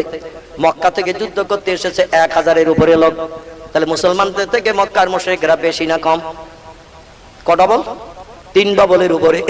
মুসলমানেরা 313 জন, আর ওরা এসেছে 1000-এর উপরে, মানে 3 ডবলের বেশি। মুসলমান অনেক সাহাবীদের হাতে কোনো অগ্নিঅস্ত্র নাই, নবীর মুখে হাসি ফোটাতে আল্লাহর দ্বীন প্রতিষ্ঠার জন্য ওরা ময়দানে এসেছে। জোরে বলুন সুবহানাল্লাহ। অনেক সাহাবী অর্ধপেটা, খাওয়া হয়নি তাদের, গরিব মানুষ, ইসলাম গ্রহণ করেছে প্রথমে গরিবেরা। ধনীরা ইসলামের দাওয়াত কবুল করেনি। ধনীদের অভাব অনটন ছিল না, তাই নবীর আদর্শের কাছে মাথা নত করতে চাইনি। গরিবেরা প্রথম কলেমা পড়ে মুসলমান হয়েছে। ধনীরা তখন শুধু মজা দেখেছে গরিবদের উপর অত্যাচার উৎপীড়ন করে। চিল্লাই বলুন একটু নাউজুবিল্লাহ। আল্লাহ নবী বলছেন, গরিবেরা আমার ভাই, আমি গরিবদের ভাই। আল্লাহ আমাকে গরিবে হালাতে দুনিয়ায় রাখিও, গরিবে হালাতে আমার মরণটা করিও, হাসরের মাঠে গরিবদের সঙ্গে আমার হাসর করিও। একটু জোরে বলুন। নবী বলছেন, আল্লাহ গরিবের আমার ভাই, আমি গরিবদের ভাই। আল্লাহ আমার মরণটা গরিবী অবস্থায় করিও, হাসরের মাঠে গরিবদের সঙ্গে আমার হাসর করিও। সাহাবীরা বলে, ইয়া রাসূলুল্লাহ, আপনি গরিবদের সম্পর্কে এত কেন প্রশংসা করছেন? নবী বলেন, হাসরের মাঠে গরিবদের হিসাব নিকাশটা তাড়াতাড়ি হয়ে যাবে, আর ধনীদের হিসাব দিতে দিতে কলিজা গরম হয়ে যাবে। জায়গা জমি টাকা পয়সা ব্যাংক ব্যালেন্সের হিসাব দিতে দিতে কলিজা গরম হয়ে যাবে সূর্যের রৌদ্রে। এই জন্য আমি একটু তাড়াতাড়ি হিসাব নিকাশ থেকে নিষ্কৃতির জন্য গরিবী হালাতিটা পছন্দ করেছি। আর কিয়ামতের মাঠে বিচার আনতে আমি গরিবদের নিয়ে জান্নাতের ভিতরে এক জায়গায় সুখ ভোগ করব। চিল্লাই বলুন একটু সুবহানাল্লাহ, নারে তাকবীর। এই গরিব মুসলমানদের সাথে করে নিয়ে আল্লাহর পয়গম্বর বদর নামক কুয়ার কাছে, মদিনা থেকে মক্কার দিকে আসতে 60-65 কিলোমিটারের মতো রাস্তা, কিছু কম বেশি হবে। পাহাড়ের কিনারে একটা কুয়া, যে কুয়ায় বালতি দড়ি ফেলে দিয়ে পানি উঠাতো রাস্তার ব্যবসায়ীরা, পিপাসার পানি পান করতো, গোসল টোসল সারত। এই কুয়াটার নামকরণ করে ইসলামের প্রথম যুদ্ধের নাম বদরের যুদ্ধ নামকরণ করা হয়েছে। বদর শব্দের বাংলা অর্থ হলো একটা কুয়া। এই কুয়ার ধারে যুদ্ধ হয়ে হচ্ছে। আল্লাহ নবী 313 জন ক্ষুধার্ত, রোগগ্রস্ত, অভাবী, অগ্নিঅস্ত্র নাই, খালি হাতে এসেছে ময়দানে। আল্লাহ নবী নিয়ে হাজির হয়েছেন। আর মক্কার মুশরিকরা সব বড় বড় বীর যোদ্ধা, পূর্বে বহুবার যুদ্ধ বিগ্রহ করেছে তারা। কারো নাম আবু জেহেল, কারো নাম আবু লাহাব, কারো নাম উমাইয়া বিন খালদ, কারো নাম সুফিয়ান ইবনে খালিদ হারবি, কারো নাম উতবা, কারো নাম উতাইবিয়া, কারো নাম শুআইবিয়া, কারো নাম ইকরামা, কারো নাম আবু সুফিয়ান, কারো নাম হযরতে আব্বাস। এরা কেউ তখন কলেমা পড়ে মুসলমান হয়নি। সব নবীজির জানি দুশমন, ইসলামের শত্রু। নবীর চাচা আব্বাসও পর্যন্ত তখনও কলেমা পড়েনি। এরা সব ইসলামের বৈরী দুশমন। বড় বড় নেতৃত্ব নিয়ে যুদ্ধ করতে এসেছে, বড় বড় বীর যোদ্ধা তারা, পূর্বে বহুবার যুদ্ধ বিগ্রহ করেছে। আর নবী যাদের নিয়ে ময়দানে নেমেছে, এরা যুদ্ধ কি জিনিস বোঝে না, শুধু ইসলামের মর্যাদা দিতে, নবীর মুখে হাসি ফুটাতে ময়দানে তারা এসেছে। আল্লাহ নবী বলল, চলো ওই তো পাহাড়ি এলাকার ধারে কুয়ার পাশে ওরা তাবু গেড়ে রয়েছে, ওখানে মোকাবেলা করতে হবে। ওদের ধর্ম শ্রেষ্ঠ না আমাদের ধর্ম শ্রেষ্ঠ, ময়দানে মোকাবেলার মাধ্যম দিয়ে তার প্রচার প্রসার হবে, তার প্রমাণ হবে। আমার ভাইরা সাহাবীরা বলে, ইয়া রাসূলুল্লাহ, আমরা যাচ্ছি ময়দানে মোকাবেলা করতে, আমাদের সঙ্গে হয়ে আপনাকে দলে থাকতে হবে না। নবী বলছেন, কারণ? বলে, আপনি হলেন বৃদ্ধ মানুষ, বুড়ো মানুষ, আপনার বর্তমান বয়স কত? নবী বলছেন, কম বেশি 54 বছরের উপরে আমার বয়স চলছে। কত? 54 বছরের উপরে আমার বয়স চলছে। কারণ হিজরত হয়েছে 53 সালে।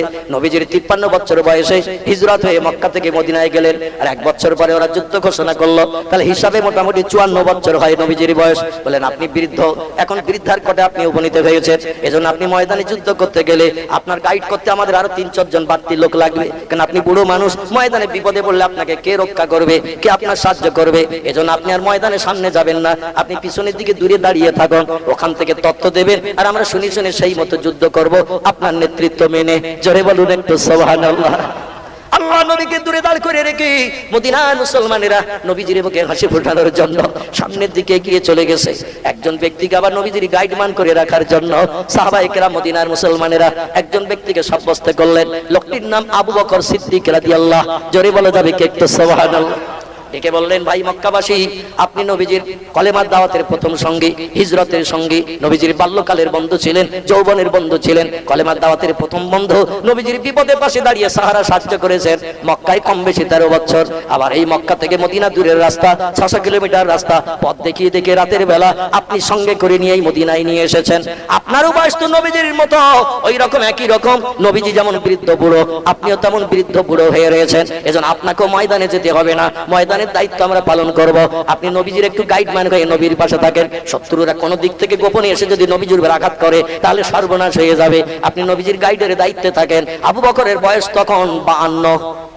কত? নবীজির থেকে 2 বছর বয়স কম ছিল আবু বকর সিদ্দিকের। নবী 40 বছর বয়সে যখন কলেমার দাওয়াত দিল মক্কায়, আবু বকরের বয়স ছিল তখন 38। কত? 38 বছর বয়সে নবীজির হাতে হাত দিয়ে প্রথম কলেমা পড়েছিল আবু বকর। নবীর বয়স ছিল তখন 40। নবীর থেকে 2 বছর বয়স আবু বকরের কম ছিল। আবু বকর আল্লাহর কাছে নামাজ আনতে কাঁদতো আর বলতো, আল্লাহ আমি নবীজির থেকে বয়স বেশিও চাই না, নবীর থেকে বয়স কমও চাই না, আমি তেমন কিছু নিয়ে হাসরের মাঠে যেতে পারবো বলে আমার বিশ্বাস নাই। তবে আপনার নবীকে যে হায়াত দিয়ে পৃথিবী থেকে ইন্তেকাল করিয়ে তার বিবি আমার কন্যার ঘরে কবরস্থ করে রেখেছেন, আমাকে সেই হায়াতটুকু দেবেন, বেশি কম চাই না। হাসরের মাঠে অন্তত নবীর একটা সুন্নত নিয়ে যেন হাজির হতে পারি। জোরে বলুন একটু সুবহানাল্লাহ। আল্লাহ আমি 64ও চাই না, 62ও চাই না, আমার বয়সটা 63 দেবেন, কারণ আপনার নবীকে 63 বছর বয়সে ইন্তেকাল করিয়ে আমার কন্যা ঈশার ঘরে আপনি কবরস্থ করে রেখেছেন। তাই নবীর জীবনের শেষ সুন্নতটা ওই 63 বছর হায়াত নিয়ে আমি যেন দুনিয়া থেকে বিদায় হতে পারি। আচ্ছা, আমাদের যাদের বয়স 67 আছে, 75 রয়েছে, এরে যদি বলা হয় তুমি নবীর থেকে আরো তো 7 বছর 12 বছর বেশি পেয়েছো, চলো তোমারই চাচা পাঁচতলায় দিয়ে আসি, রাজি হবে তো কেউ? বলবে তুই যা, আমি বেশি আছি, বেশি বয়স নিয়ে তো তোর বাপের কি, আমার উপরে তোদের অত হিংসা কেন? হেরা তোদের খাই না পড়ি, এই বলবে না? বলবে না? দুনিয়ার কোনো মানুষ চায় না। আল্লাহ নবী বলছেন আমার উম্মতিরা দুটি জিনিসের আশা থেকে কোনোদিন বঞ্চিত হতে চায় না। আল্লাহ আমার উম্মতের যত দেয় আমার উম্মত তত চায়, কোনোদিন বলেনি আর নেব না। একটি হলো আয়ুষ্কাল হায়াত, আল্লাহ যত দেয় বান্দা তত চায়, কোনোদিন বলেনি হায়াত আয়ুষ্কাল আর নেব না। 137 বছরের কোন বুড়ো যদি আপনাদের দেউল এলাকায় বেঁচে থাকে, ওরে যদি বলা হয় ডবলের উপরে বয়স পেয়েছো চাচা চলো তোমার কবরে দিয়ে আসি, রাজি হবে কি চাচা কবরে যেতে? ডবলের উপরে বয়স পেছে গেছে, তাও বলবে এখন আমি 27 বছর বেঁচে থাকার আশা করি। আমার ভাইরা, হায়াত বয়স আল্লাহ যত দেয় বান্দা তত চায়, কোনোদিন বলেনি আর নেব না। নবী বলছেন আর একটা জিনিসের আশা থেকে আল্লাহ বলে আমার শক্তি কেমন আগে একটু শুনে যাচাই করে নাও, অন্তরে দৃঢ় প্রতিজ্ঞাবদ্ধ হয়ে যাও, আমার শক্তির সঙ্গে কোন শক্তি পাল্লা দিয়ে জয়ী হতে পারবে কিনা। ও দুনিয়ার মানুষ শোনো, তুলিজুল লাইলা ফিন নাহারে ওয়া তুলিজুন নাহারা ফিল লাইল ওয়া তুখরিজুল হাইয়া মিনাল মাইয়িতি ওয়া তুখরিজুল মাইয়িতা মিনাল হাইয়্যি ওয়া তারযুকু মান তাশাউ বিগাইরি হিসাব। চিল্লায়ে গলা ছেড়ে বলুন আল্লাহু আকবার। আল্লাহ বলছেন আমার শক্তি ক্ষমতা পাওয়ার কেমন আগে একটু বুঝে নাও, অন্যথায় তোমাদের ইমানের ভিতরে ঘাটতি থেকে যাবে। আমার সাহায্য তোমরা পেয়ে লাভবান হবে কিনা এই নিয়ে সংশয় দেখা দেবে মুসা নবীর মতো। মুসা নবীর মনের ভিতরে যেমন কুটকুট খুটকুট করছিল বলে আমার কাছে প্রশ্ন করেছিল, আল্লাহ তুমি নাকি ঘুমাও না, মনে আছে তো নাকি? আমার আল্লাহ বলেন আওয়ালাম তুমিন ইয়া মুসা ইবনে ইমরান, এই ইমরানের বেটা মুসা আমি ঘুমাই না, ওটা কি তোর বিশ্বাস হয় না? মুসা একটু চিন্তা ভাবনা করে বলছেন আল্লাহ কলু নাম ইয়া রব্বি, আল্লাহ তুমি ঘুমাও না ওটা আমার বিশ্বাস হয়। মুসা নবী বলছে কলু নাম ইয়া রব্বি, আল্লাহ তুমি ঘুমাও না ওটা আমার বিশ্বাস হয়। আল্লাহ বলেন বিশ্বাস হয় তাহলে আবার জিজ্ঞাসা করলি কেন? হ্যাঁ তো বিশ্বাস হয় তো আবার প্রশ্ন করলি কেন? মুসা বলছে মনের ভিতরে কুটকুট করে, তাই কি করে? কুটকুট করে। তাফসীরে কারকার লিখেছেন একজন পয়গম্বর প্রশ্ন করে আল্লাহর কাছে জানতে চেয়ে বলছেন আমার মনের ভিতরে খুটখুট করে, আর একজন প্রশ্ন করে বলছে আল্লাহ আমার মনের ভিতরে কুটকুট করে। আল্লাহ বলো তোর মতো কুটকুটে ব্যায়ামওয়ালা পয়গম্বর দিয়ে আমি মিশর সিরিয়ার দেশে দিনের কাজ করাবো না, তোর মনের ভিতরে কুটকুটে ব্যায়াম থাকবে আর তারে দিয়ে আমি দিনের কাজ করাবো, ও কাজে সফল হবে না। এই জন্য তোর কুটকুটে ব্যায়াম আগে দূর করবো, তারপরে আমি আমার দিনের কাজ তৈরি দিয়ে করাবো। পয়গম্বর আমি ঘুমাই না ভালো থাকি এটা তুই বিশ্বাস করছি বলছিস, তবে তোর মনের ভিতরে কুটকুট করে। আল্লাহ বলছেন কেন কুটকুট করে? বলে যে ঘুমায় না বিশ্রাম নেয় না সে তো ম্যাড হয়, পাগল হয়। তো তুমি তো সারা জীবন ঘুমাও না, তাহলে তুমি কোন হসপিটালে যাও, কোন নার্সিংহোমে যাও, কি ওষুধ খাও, কোন ডাক্তার দেখাও, এই নিয়ে আমার মনের ভিতরে কুটকুট করে। আল্লাহ বলছেন মুসা আমি আল্লাহ ডাক্তারখানায় যাই না, ওষুধ খাই না, কোনো জায়গায় হসপিটালে ভর্তিও হই না, নার্সিংহোমে যাই না, আমি আল্লাহ ভালো থাকি, এটা তুই দেখবি না শুনবি? আল্লাহ বলছেন এটা দেখবি না শুনবি? মুসা নবী একটু চিন্তা ভাবনা করে বলছে আল্লাহ গল্প শোনার থেকে চোখে দেখা ভালো। কি বললো? গল্প শোনার থেকে চোখে দেখা ভালো। তাহলে প্রশ্নের প্রতি উত্তর মুসা ঠিক দিয়েছে না ভুল দিয়েছে? পয়গম্বর হলো আল্লাহর পরের স্টেজের জ্ঞানী, চারটেখানি ব্যাপার না। পয়গম্বর বলছে গল্প শোনার থেকে চোখে দেখা ভালো। আচ্ছা আমাদের কাছে কেউ যদি আজগবি গল্প করে, গল্প শুনে আমরা মনে মনে চিন্তা করি সেই তো সত্যি কি মিথ্যে, এখন ওটা বাস্তবে দেখলে আর সন্দেহ থাকবে? সন্দেহ থাকবে না। এই জন্য গল্প শোনার থেকে অনেকে চোখে দেখতে চায়। আল্লাহ বললেন চোখে যদি দেখতে চাস আমি ঘুমাই না ভালো থাকি, হসপিটালে যেতে হয় না, নার্সিং হোমে যেতে হয় না, ডাক্তার দেখাতে হয় না, মেডিসিনের দোকানে ওষুধ কিনে আমার তোদের মতো গিলি টিলে খেতে হয় না, আমি সবসময় ভালো থাকি, দেখতে যখন চাস ইজহাবুল আল বাইতে, বেরিয়ে পড় ঘর থেকে। ইখরিজ বাবাকা ইয়া মুসা ইবনে ইমরান, ঘরের দরজা দিয়ে বেরিয়ে পড়। ইজহাবিল আল জালাল, ওই যে তোর বাড়ির সামনে উঁচু পাহাড়, ওই পাহাড়ি এলাকায় আয়। মুসা বলে যেখানে বলবেন সেখানে যাব, তবে বাস্তবে দেখবো তুমি না ঘুমিয়ে কিরম ভালো থাকো। ও ঘর থেকে বেরিয়ে পড়েছে। বিবিরে বললো যাচ্ছি, আল্লাহ ঘুমায় না কিরম ভালো থাকে দেখার জন্য পাহাড়ি এলাকায় যেতে বলেছে, যাচ্ছি। স্ত্রী বললো কেমন দেখো, তুমি তো আগে একদিন তুর পাহাড়ে আল্লাহ দেখতে যেয়ে 4 দিন 4 রাত বেহুশ হয়ে পড়েছিলে। আল্লাহরে দেখতে যেয়ে একদিন তুর পাহাড়ের কেনারায় লাইট উপরের থেকে এসেছে, চোখে পড়েছে, আর সামনেও পড়নে পিছনে শীতপতা নিয়ে পড়ে গেলে 4 দিন 4 রাত বেহুশ হয়ে পড়েছিলে। আমি মনে মনে ধারণা করছিলাম অন্য জায়গায় বিয়ে করে বোধহয় ঘর জামাই রয়ে গেছো, বাড়ি আর ফেরো না। নূতন স্ত্রী পেয়েছো, ঘর জামাই রয়ে গেছো, বাড়ি আর আসো না। দুশ্চিন্তায় ছিলাম। 4 দিন পরে বাড়ি ফিরে আসার পর আমার সন্দেহ কেটে গেল যে আমার স্বামী আসলে বিয়ে টিয়ে করেনি, ও বেহুশ হয়ে পাড়ের কেনারা পড়েছিল বলে 4 দিন বাড়ি আসে। পয়গম্বর কি স্ত্রী বলছেন, আল্লাহর সেদিন দেখলে কি বলে একটা লাইট এসে চোখে লেগেছিল, চোখ ধাঁধা লেগে আমি বেহুশ হয়ে পড়ে গিয়েছিলাম। আর বলে আজকে আল্লাহ ঘুমায় না ভালো থাকে, এজন্য আমাকে যেতে বলেছে। আল্লাহ সরাসরি এসে বোধহয় চেহারা আমার দেখাবে, আজকের কলিজা ঠান্ডা হবে। এতদিন তো লাইট দেখে আমি পাওয়ার অহংকার করেছিলাম। এখন আল্লাহ ডেকে বললেন কুমিয়া মুসা ইবনে ইমরান, এ ইমরানের বেটা মুসা, একটু দাঁড়িয়ে যা। আমি ভালো আছি দেখার জন্য পাগল পাড়া হয়ে তুমি তো আমার কথার মর্যাদা দিয়ে দৌড়াতে শুরু করেছো। দাঁড়াও দাঁড়াও। মুসা বলে আল্লাহ তুমি ভালো থাকো দেখাবে না, এই জন্য আমার আবার বাড়ি ফিরে যেতে বলছো। আল্লাহ বলে লা ইয়া আইয়ুহান নবী, ও পয়গম্বর, না না না, আমি তোরে বাড়ি ফিরে যেতে বলছি না। ব্যাপার হলো একটি, আমার সঙ্গে সাক্ষাৎ করতে আসবে পাহাড়ের কিনারায়। আমি ভালো আছি না খারাপ, শরীর ভালো না খারাপ, দেখার জন্য তোমার পাহাড়ের কিনারে আসতে বললাম। তুমি আসার সময় তুমি খালি হাতে না এসে 1 গ্লাস ঠান্ডা পানি একটু নিয়ে এসো। কি নিয়ে এসো? ঠান্ডা পানি 1 গ্লাস নিয়ে এসো। মুসা বলে এতদিন ধারণা করতাম আল্লাহ খায় না, এখন আল্লাহ পানি চেয়েছে মানে বোধহয় আল্লাহ পানিও খায়। জোরে বলি নাউজুবিল্লাহ। মুসা বলে আল্লাহ পানি নিয়ে যেতে হবে 1 গ্লাস। আল্লাহ বলে নাম ইয়া আইয়ুহান নবী, আমার পয়গম্বর গো, হ্যাঁ, তবে মেলামাইনের গ্লাসে পানি আনলে চলবে না, স্টিলের গ্লাসে চলবে না, কাঁসার গ্লাস চলবে না, পিতলের গ্লাস চলবে না, মাটির কটরা চলবে না। ও মুসা, কাঁচের গ্লাসে করে পানি আনতে হবে। কিসের গ্লাস? কাঁচের গ্লাসে করে পানি আনতে হবে, কাঁচের গ্লাস ছাড়া কিন্তু চলবে না। মুসা বলে আমাদের দেশে ছেলে মেয়ে দেখাশোনা হলেই তো কাঁচের গ্লাস ব্যবহার করা হয়। এখনো কাঁচের গ্লাসের মর্যাদা আছেন না? বাড়িতে নতুন অতিথি আত্মীয় স্বজন যদি আসে, ছেলে মেয়ে দেখার একটা উৎসব চলে, সব গ্লাস রিজেক্ট করে দিয়ে কাঁচের গ্লাস বার করা হয়। কাঁচের গ্লাসের একটা সম্মান আলাদা। আর কাঁচটা যদি স্বচ্ছ হয়, ওর ভিতরে মিনারেল ওয়াটার ভালো পানি যদি দেওয়া হয়, পিপাসা না লাগলেও বলে 100 মুখ খাই। স্বচ্ছ কাঁচের গ্লাসের পানি দেখলে পিপাসা না লাগলেও গ্লাসটার মর্যাদা দেওয়ার জন্য ধরে নিয়ে 1 গ্লাসে একটু ঢোক মারারও ইচ্ছা হয়। আল্লাহ বলেন কাঁচের গ্লাসে করে 1 গ্লাস পানি আনো। মুসা ঘরে ফিরে যেয়ে বলছে, এ শোয়েব নবীর কন্যা বিবি সবুরা। সবুরা বলছে না মিয়া যাওজি, বলুন কি খবর? বলে তাড়াতাড়ি করে একটা কাঁচের গ্লাস মেজে ঘষে পরিষ্কার করে 1 গ্লাস পানি দে। আল্লাহ অতিথি হবে আমার কাছ থেকে গ্লাসের পানি নিয়ে বোধহয় পিপাসার পানি পান করবে। সে আরশ কুরসি থেকে আসবে পৃথিবীতে পাহাড়ের কিনারায়, একটা লম্বা দুরন্ত পথ, আসতে তো পিপাসা লাগাই স্বাভাবিক। আর আমার হাতের পানি পান করে আল্লাহ বোধহয় পিপাসা মিটাবে। একটু ভালো করে পরিষ্কার করে দিস যেন অপছন্দ না হয়। স্ত্রী কাঁচের গ্লাস মেজে ঘষে পরিষ্কার করে 1 গ্লাস ঝর্ণার পানি দিয়ে দিলেন। মুসা নবী পানির গ্লাস হাতে করে নিয়ে রওনা দিয়েছেন সেই পাহাড় এলাকায়। যেতে যেতে পাহাড়ের কাছাকাছি চলে গেছেন। হঠাৎ দেখে পাহাড়ের উপর থেকে একটা লম্বা পাথর, বড় আকারের লম্বা পাথর সরসর করে সরে এসে পাহাড়ের ধার দিয়ে যে রাস্তা, ওই রাস্তার উপরে পাথর এসে বিছিয়ে পড়ে গেছে। পাথরটা এভাবে রাস্তার উপরে পড়েছে, সাইড দিয়ে যাওয়ার জায়গা নাই, যেতে গেলে পাথরের উপর দিয়ে যেতে হবে। মানে এমনভাবে পাথরটা উপর থেকে এসে গড়িয়ে তলায় এসে পড়েছে, পাথরের উপর দিয়ে যাওয়া ছাড়া আর পাশ দিয়ে যাওয়ার রাস্তা নেই। 2 দিকে উঁচু পাহাড়। মুসা নবী চিন্তা ভাবনা নিল, পাথরটা যখন উপর থেকে নেমে এসে এই রাস্তা অ্যাটাক করেছে, আমি পাথরের উপর দিয়ে যাই, কারণ আরও সামনে না গেলে তো আল্লাহর সঙ্গে সাক্ষাৎ হবে না। আর আল্লাহ বললেন এই পাহাড় এলাকায় আয়, এখন জায়গা পর্যন্ত না গেলে তো দেখা হবে না।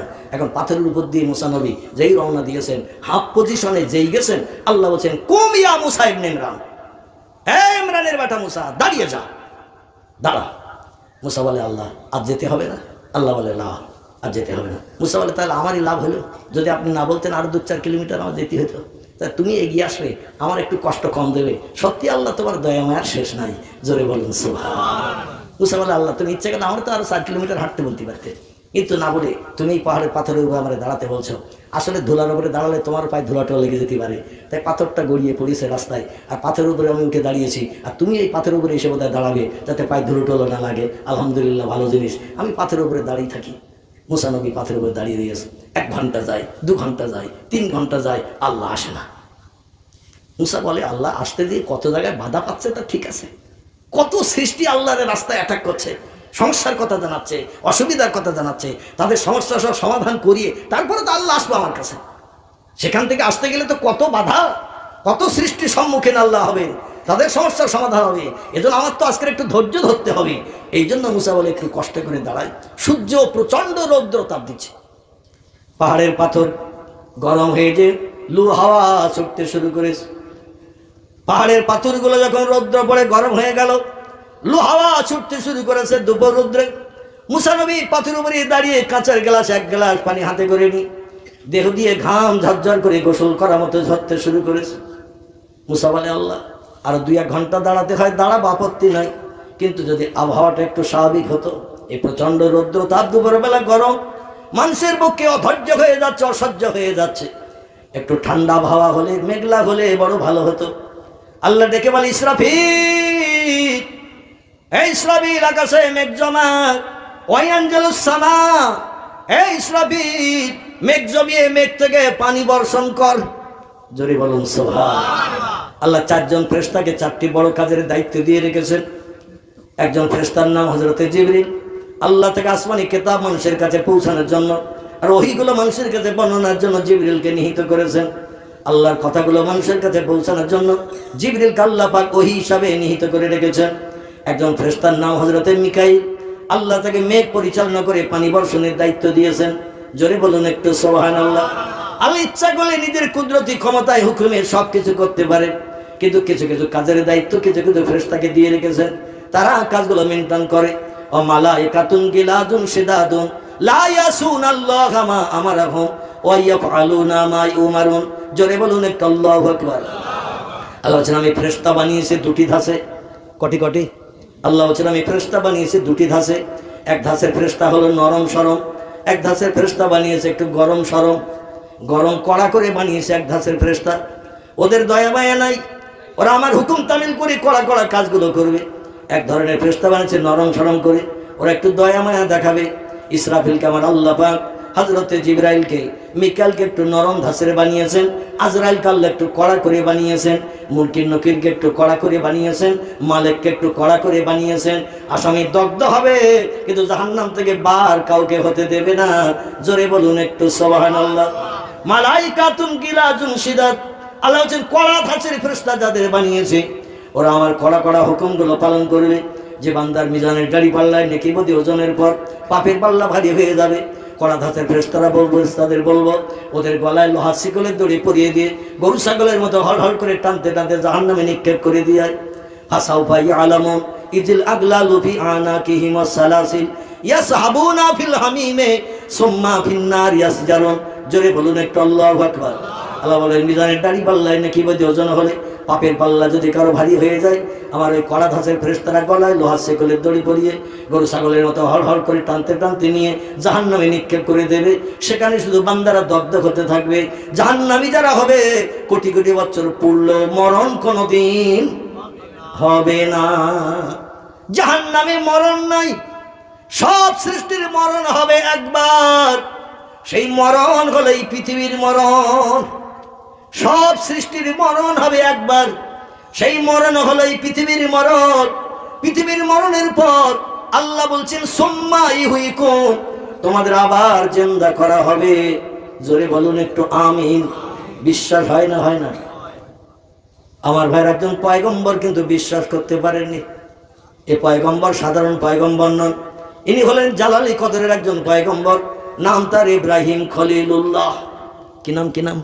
ইব্রাহিম খলিলুল্লাহ। আমার আল্লাহ ডেকে বলে, আল্লাহ কাইফা তুহিল মাউতা ইয়া রাব্বি, আল্লাহ তুমি নাকি আবার পরে মরা জিন্দা করবে। আল্লাহ বললেন, আওয়ালাম তুমিন ইয়া ইব্রাহিম, ইব্রাহিম আমি মরা জিন্দা করব ভবিষ্যতে, এটা কি তোর বিশ্বাস হয় না? ইব্রাহিম নবী ধন্দে পড়ে গেল, হ্যাঁ বলবো না না বলবো। আল্লাহ যদি মরা জিন্দা করতে পারে, আর আমি যদি বলি আল্লাহ তুমি পারো না, তাহলে আমি তো বেঈমান হয়ে যাব। ইব্রাহিম একটু চিন্তা ভাবনা করে বললেন, কলু বালা ইয়া রব্বি, ও আল্লাহ তুমি মরা জিন্দা করতে পারো, আমার বিশ্বাস হয়। আল্লাহ বলেন, তাহলে আমারে প্রশ্ন করলি কেন? মুসা নবীরে যেমন আল্লাহ জিজ্ঞাসা করেছিল, ইব্রাহিম নবীর আল্লাহ জিজ্ঞাসা করলেন, তাহলে আমার কাছে প্রশ্ন করলি কেন? ইব্রাহিম নবী বললেন, মনের ভিতরে খুটখুট করে, তাই। কি করে? খুটখুট খুটখুট করে। আল্লাহ বলেন, তোর মতো খুটখুটে বেড়ামালারে দিয়ে মিশর সিরিয়ার দেশে বাবেলের দেশে দিনের দাওয়াতের কাজ চলবে না। খুটখুটে বেড়ামালা দিয়ে আমি কাজ পছন্দ করি না। তোর খুটখুটে বেড় আমাকে দূর করব। তোর মনের ভিতরে খুটখুট কেন করে? ইব্রাহিম নবী বলছেন, আল্লাহ চোখের সামনে কত জীবজন্তু মারা যায়, কত জীবজন্তু আবার অন্য জীবজন্তু খেয়ে নেয়, খেয়ে নেওয়ার পরে আবার পায়খানা করে মলত্যাগ করে ফেলে দেয়। বর্ষার পানি হয়, পায়খানাগুলো সব ধুয়ে মাটির সঙ্গে মিশে যায়। কত জীবজন্তু এইভাবে দুনিয়া থেকে বিদায় হয়ে মাটির সঙ্গে মিশে গেল, পানির সঙ্গে মিশে গেল। আবার তুমি জিন্দা করবে কি করে?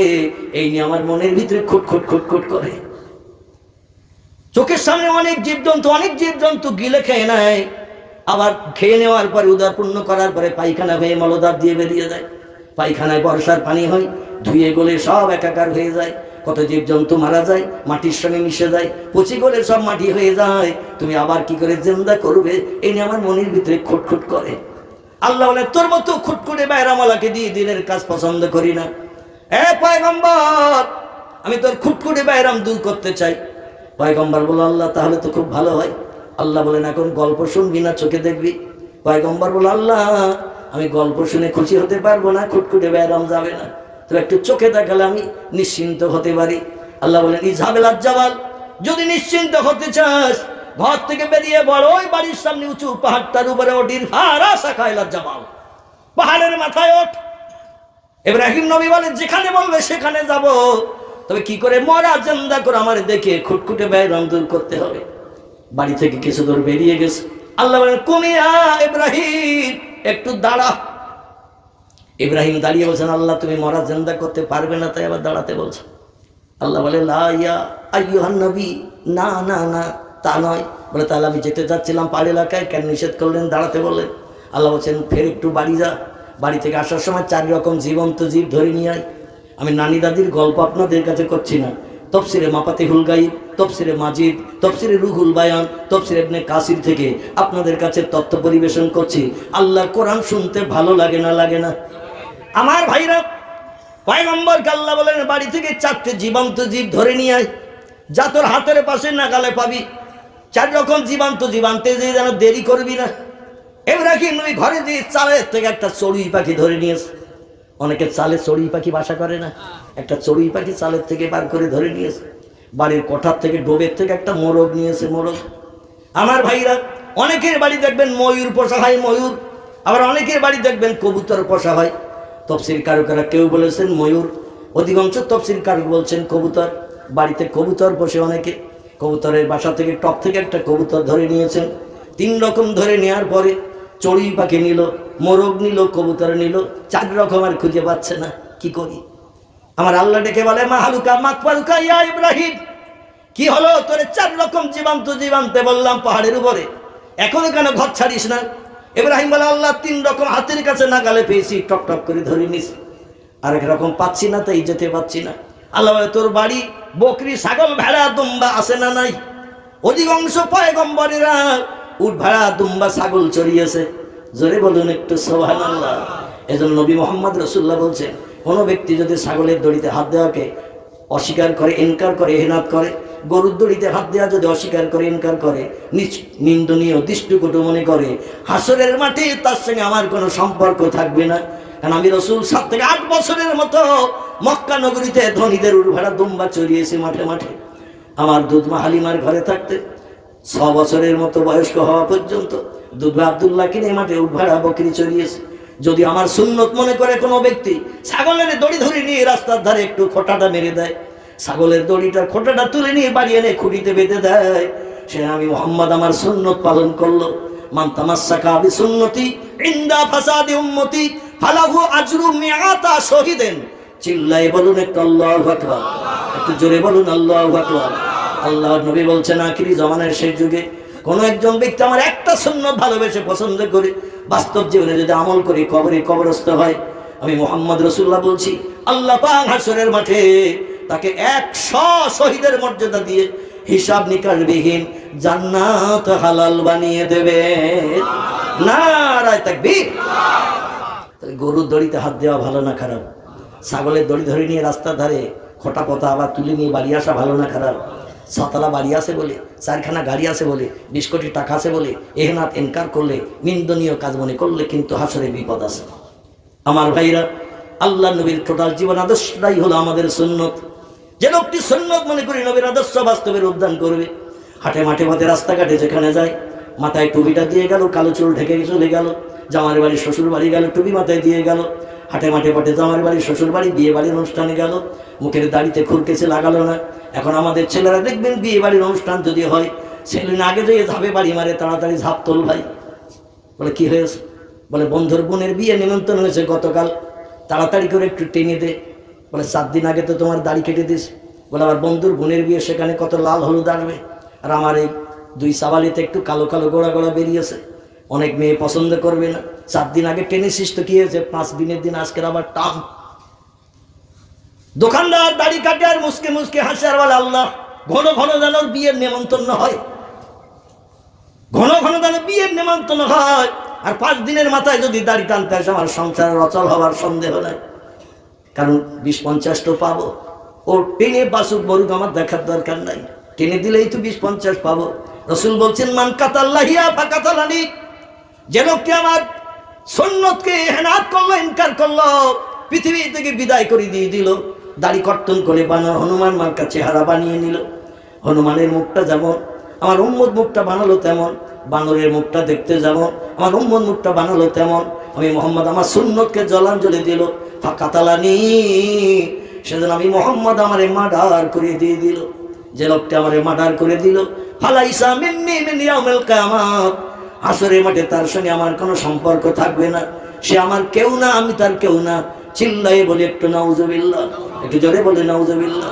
আপনাদের কাছে জিজ্ঞাসাবাদ করি, হাসরের মাঠ যেদিন সংগঠিত হবে, আল্লাহ কোরআনে বলছেন ইয়াউমা ইয়াফিরুল মারউ মিন আখিহি ওয়া উম্মিহি ওয়া আবিহি ওয়া সাহিবাতিহি ওয়া বানিহি আল আখির।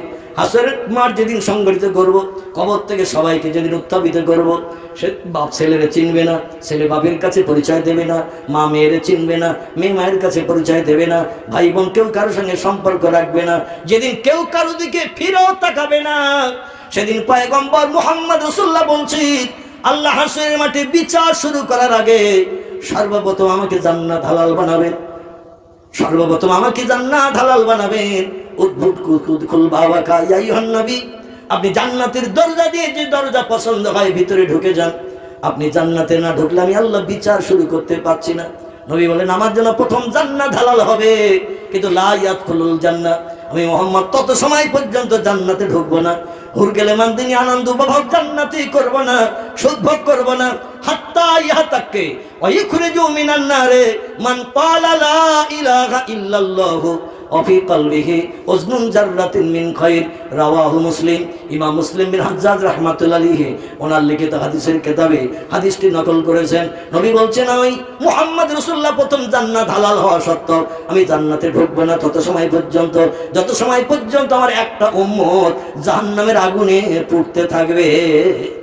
একটা উম্মত যত সময় জাহান্নামের আগুনে পুড়তে থাকবে, আমি মুহাম্মদ তত সময় জান্নাতে ঢুকবো না, হুর গেলে মানদিনে আনন্দ ফুর্তি করবো না, জান্নাতের সুখ ভোগ করবো না, তাকে জাহান্নাম থেকে টেনে বার করে জান্নাতে না ঢুকানো পর্যন্ত।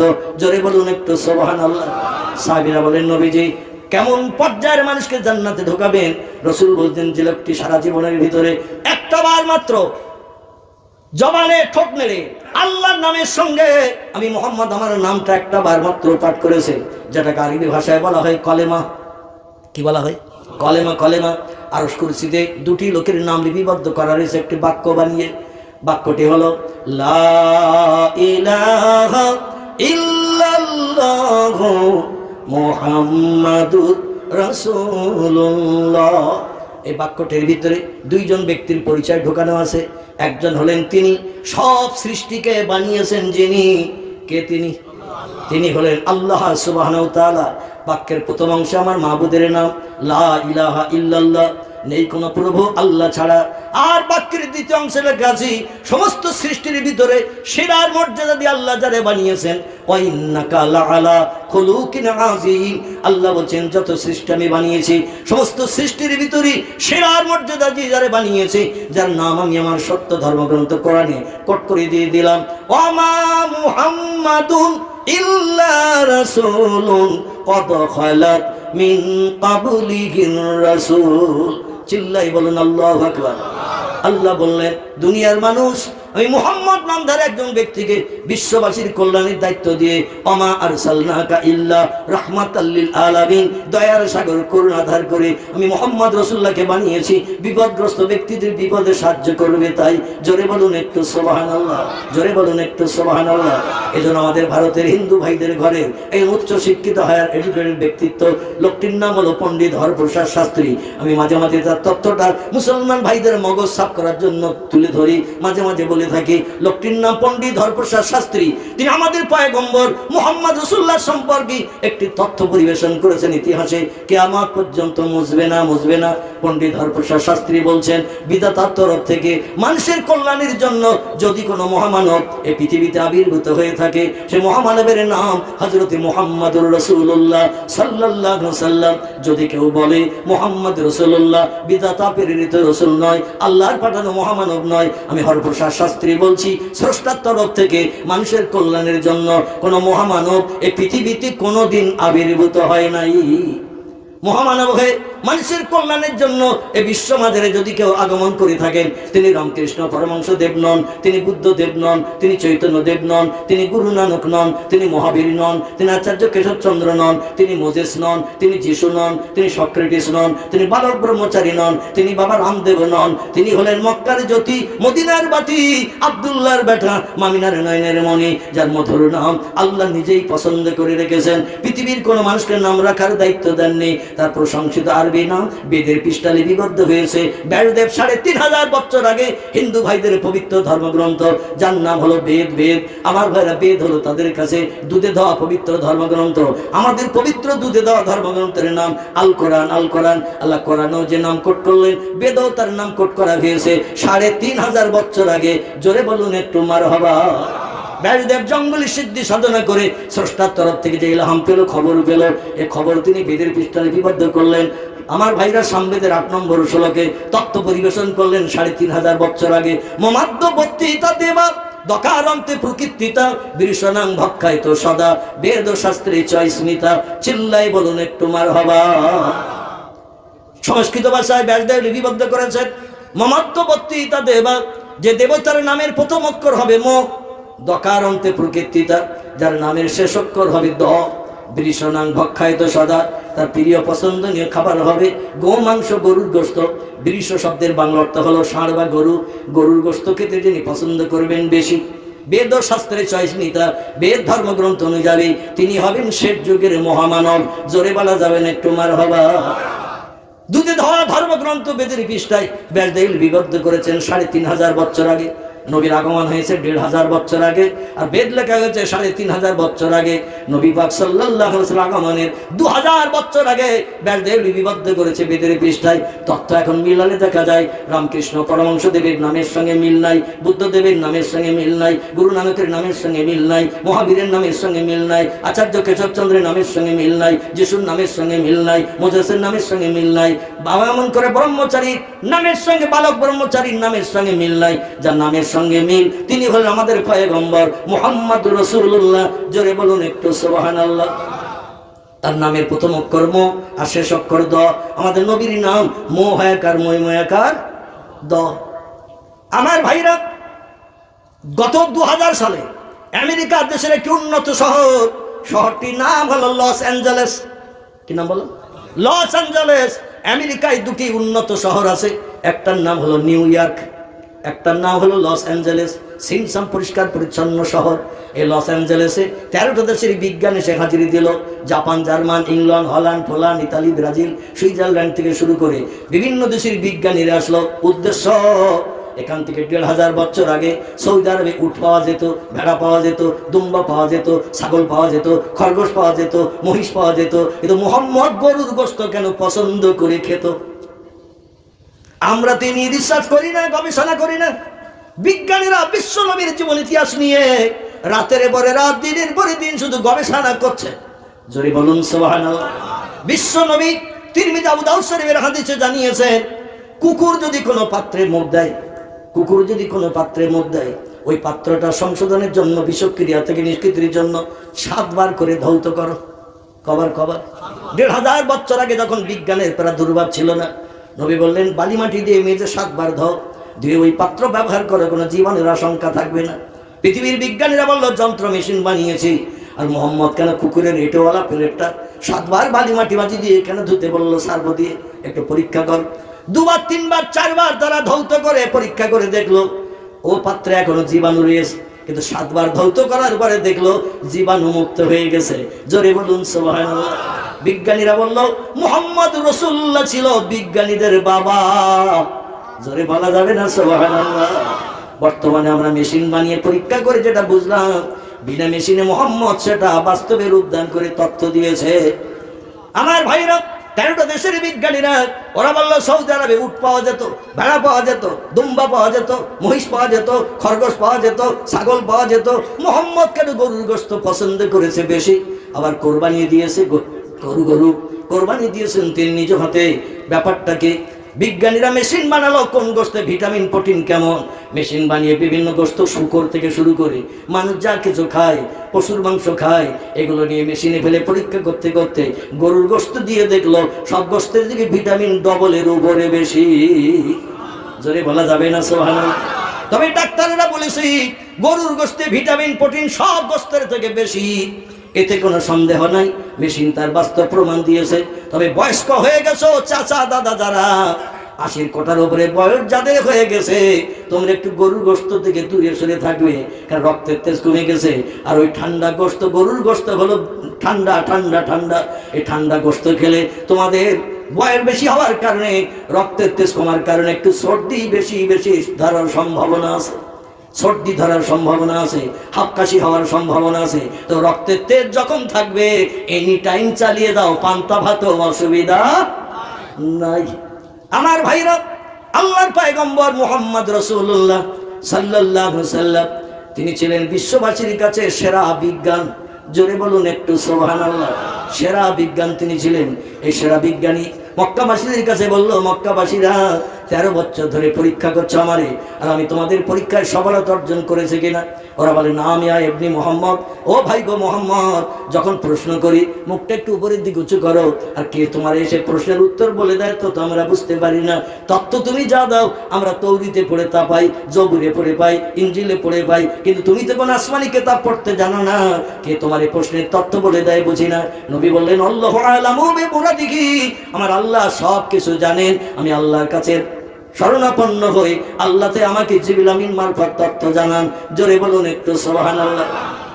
ওরা বলো মুহাম্মদ, তাহলে তোমার মগজে জ্ঞান আছে, আমরা মোটামুটি 13 বছর পরীক্ষা করে ধরে নিলাম তোমার মগজে জ্ঞান আছে, মেনে নিলাম, তাই বলে যেন ধারণা করিও না আমাদের মেমোরিতে জ্ঞান নাই। আমরা তৌরিত পড়তে জানি, জব্বুর পড়তে জানি, ইনজিল পড়তে জানি, সাহিত্য রচনা করতে পারি, কবিতা লিখতে পারি, মানুষের সমস্যার সমাধান আমরা করতে পারি। ও মুহাম্মদ, এজন্য তোমাকেও মান্যতা দিতে হবে, আমাদেরও মেমোরিতে জ্ঞান আছে। নবী বললেন তোমাদের মেমোরিতে জ্ঞান আছে, আমি অত সময় পর্যন্ত মান্যতা দেব না যত সময় আমার প্রশ্নের প্রত্যুত্তর তোমরা না দেবে। তোমরা 13 বছর ধরে প্রশ্ন করেছো, আর আমি রাসূল 13 বছর ধরে উত্তর দিয়েছি। এবার তোমাদের মেমোরিতে জ্ঞান আছে, আমি মুহাম্মদ মান্যতা দেব, আমার প্রশ্নের উত্তর দিতে হবে। ওরা বলল না ইয়া ইবনে মুহাম্মদ, যুক্তিটা তো সঠিক আছে, আমাদের মেমোরির জ্ঞান কম কি বেশি তুমি একটু যাচাই করতে চাইছো? রাসূল বললেন না ইয়া জাদ্দি, ইয়া আম্মি, ইয়া আখি, ও দাদারা, ও চাচারা, ও পাড়ার ভাইরা, হ্যাঁ হ্যাঁ আমি একটু তোমাদের মগজের জ্ঞান যাচাই করতে চাইছি। ওরা বলে মুহাম্মদ, তাহলে মা সালাকা ইয়া মুহাম্মদ ইবনে আব্দুল্লাহ, ও আব্দুল্লাহর বেটা মুহাম্মদ, তুমি কি প্রশ্ন করতে চাইছো? নবী বলছেন প্রশ্ন আমার যেটা ইচ্ছা হবে সেটা করব। ওরা বলল তাহলে একটা তথ্য তোমারে দিই। নবী বললেন কি তথ্য? বলে তুমি প্রশ্ন কঠিন করবে না সহজ করবে? প্রশ্ন তো 2 রকম হয়, একটা প্রশ্ন হয় কঠিন করা, একটা প্রশ্ন হয় সহজ। এখন তুমি কোনটা করবে? নবী বললেন যেটা বলবে সেটা করব। ওরা বলল প্রথমে কড়া প্রশ্ন করো না, হোবলেস খেয়ে যাব, একটু নরম প্রশ্ন করো। দুটো পাঁচটা উত্তর দিলে আমরা স্বাভাবিক হয়ে যাব, তখন তুমি কঠিন করতে পারো। কারণ আমরা 13 বছর প্রশ্ন করেছি আর তুমি উত্তর দিয়েছো, আমাদের কাছে জ্ঞানী হিসাবে বিবেচিত হয়েছো। এবার তুমিও প্রশ্ন করো, আমরাও জ্ঞানী হিসাবে বিবেচিত হই। তোমারও মেমোরিতে যেমন জ্ঞান আছে আমাদেরও আছে, আমরা উভয় সমান পারদর্শী, একটু প্রমাণ হোক। নবী বললেন তাহলে প্রশ্ন কড়া করবো না, সহজ? বলে একটু সহজ করো। নবী বললেন তাহলে সহজ দিয়ে শুরু করি। ওরা বলল নাম হয়। আল্লাহ নবী বললেন তাহলে শোনো, ও পাড়ার দাদারা, চাচারা, ভাইরা, আমি প্রথম প্রশ্ন করি তোমাদের কাছে, এতদিন তো করি নাই, 13 বছর ধরে শুধু প্রশ্নের উত্তর দিয়েছি, আমি কোনোদিন প্রশ্ন করি নাই। আজকের প্রথম একটু সহজ প্রশ্ন করি। বলো তো পৃথিবীর কোন দেশের কোন জায়গাটা মাঝখান? নবী প্রথম প্রশ্ন করছেন, বলো তো পৃথিবীর কোন দেশের কোন জায়গাটা মাঝখান? প্রশ্ন শুনে মক্কাবাসীরা হো হো করে হেসে উঠেছে। নবী বললেন, ও চাচারা, দাদারা, ভাইরা, হাসলে কেন? বলে সহজ প্রশ্ন করতে বলেছি বলি এত সহজ, সহজ প্রশ্ন করতে বলেছি বলি এত সহজ। নবী বললেন কিরকম সহজ? বলে যেখানে দাঁড়িয়ে আছে এই জায়গাটা পৃথিবীর মাঝখান। এত সহজ প্রশ্ন তো মানুষের কাছে করে না। নবী বললেন বুঝলে কি করে এই জায়গাটা মাঝখান?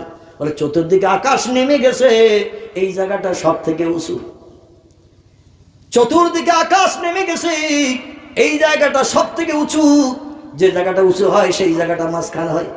নবী বললেন তোমাদের কথাবার্তা তাই যদি হয়, চল ইজহাবেল আল মিনা, এই মক্কা নগরী থেকে পূর্ব দিকে মিনা ময়দান বলে একটা জায়গা আছে, 6 কিলোমিটার রাস্তা, চলো না একটু সেখানে যাই। ওরা বলে ইজহাবিয়া মোহাম্মদ, তুমি গেলে আমরাও যাব। নবী ওদের সাথে করে নিয়ে মিনা ময়দানে গেলেন। ইব্রাহিম নবী যেখানে ছেলেকে কোরবানি দিতে নিয়ে গিয়েছিলেন ওইখানে যে এবার বলছে, এবার বলো তো মাঝখান কোন জায়গা?